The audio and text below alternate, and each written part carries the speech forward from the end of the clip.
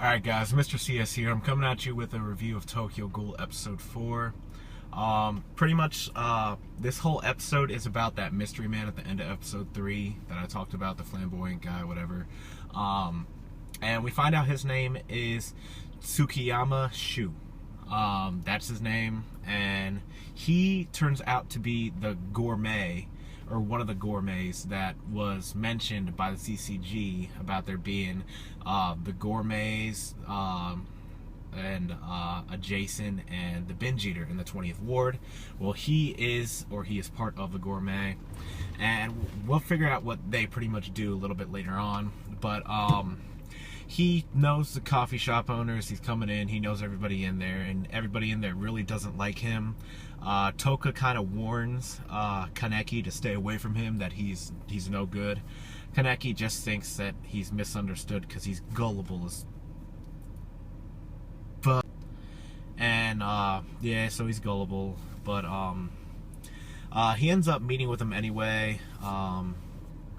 And I think Tsukiyama visits Kaneki at his university, and he's like, well, they both share an interest of books, and he says that he was friends with the binge eater Rize-san, and that they used to talk about books all the time, but in actuality he tried to get close to her and she pretty much belittled him, and he hates Rize now for that reason. And it seems like he is Tsukiyama is kind of targeting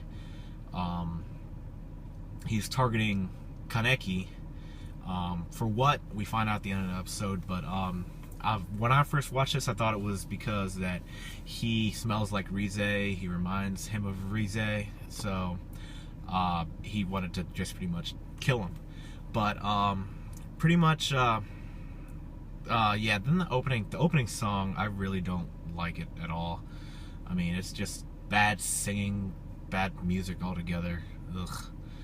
But I'm not watching it for the opening. So oh yeah, and Tsukiyama kind of gives off a yaoi type feeling while he's trying to like trick Kaneki.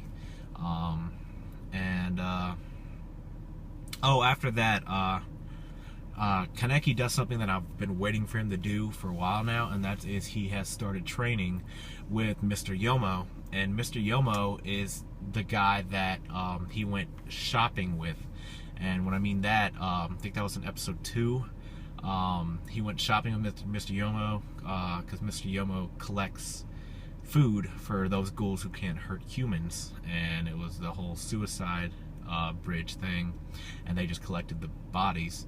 But then Yomo takes Kaneki to this bar and meets the owner of the bar, and Mr. Uta, as the mask maker, is also there chilling with all of them. And it turns out that Uta and Yomo went at it in the past. Like they went at it big time. Like apparently that's what the bartender was saying, but they're on good terms now.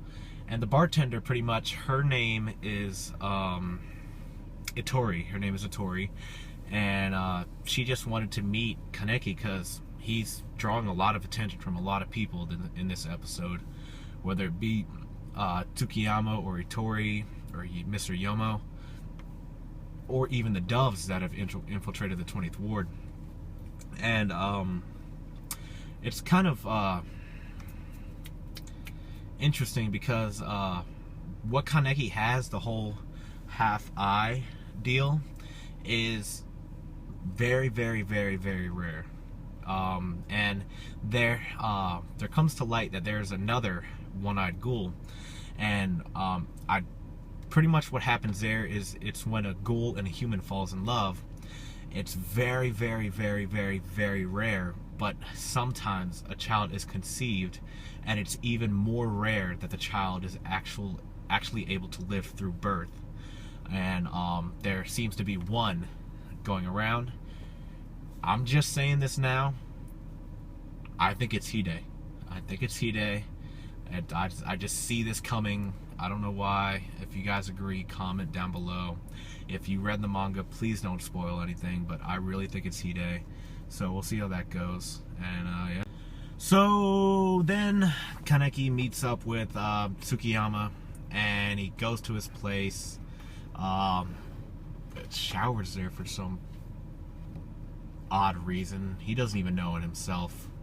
While he's taking a shower, he's like, "Why am I showering here?" But it was all part of Tsukiyama's plan. Tsukiyama gives him a cup of coffee, or his maid does, and then they leave.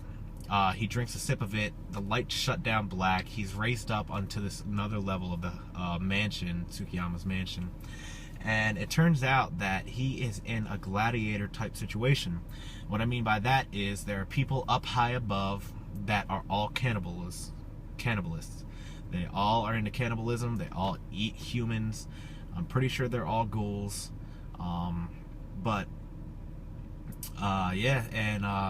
Tsukiyama is known as Mr. MM. Everyone has these code names in the Gourmet society. And what they really do is they just look for exquisite, rare tastes, pretty much. And what made Kaneki such an interest is that he was a ghoul. Ghoul has certain properties about taste when it comes to their meat, but he also has the scent of a human, and apparently that's very, very rare. And then Kaneki's down in this little pit, and this one huge guy with this sword saw axe comes through and pretty much tries to take him out so everyone can eat Kaneki. And it turns out that the coffee that he drank beforehand was drugged, and while it was drugged, he started losing his motor functions. And then the big guy, he ended up being one of the gourmets, like I think they called it squasher or something like that, but scatter, something like that. And she's like, yeah, go ahead, blah blah blah. And like Kaneki's getting wrung out by the neck, and everybody's cheering him on. Then out of nowhere, the one eye pops out because Kaneki doesn't have his eye patch on anymore. So when that happens, pretty much it was kind of weird. Everyone starts freaking out because one-eyed ghouls are such a rarity that you never see them. And when that happens, Tsukiyama has another yaoi moment, and he freaks the fudge out, and he pretty much jumps down, kills the scalper, splatter, manatter, whatever the guy's called, and just rips him completely in half. And yet it's censored again. I really wish they didn't censor it. Of course they're gonna have to. I mean, they can't show all that blood. I mean, they could, but I wish it wasn't censored. It would make it so much more enjoyable. But after that, he pretty much rips that guy in half and saves Kaneki, and is like, sorry Kaneki, this was meant as a joke, I took it too far. But his true motive is that he wants to eat Kaneki all by himself because it's such a rarity to find a one-eyed ghoul. And knowing Kaneki and his gullible freaking face, it's just, he's probably going to fall for it again. And he's probably going to get himself in the same situation again. It's quite sad. But yeah, that's pretty much all that happened this episode. We finally got introduced to the gourmets. We're finally starting Kaneki's training to learn how to defend himself. And I mean, even though he really only had like one night of training, and as you could tell, it didn't help him at all. Right now, all he's like relying on is his instincts as a ghoul now to like come out and save him when he's in trouble, because every single time that's what has happened. But yeah, that's pretty much all that there is on this episode.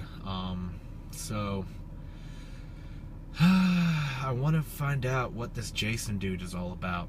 I think that's the guy that made the doctor another medical apparatus for ghouls, that I think the CCG found, those pliers.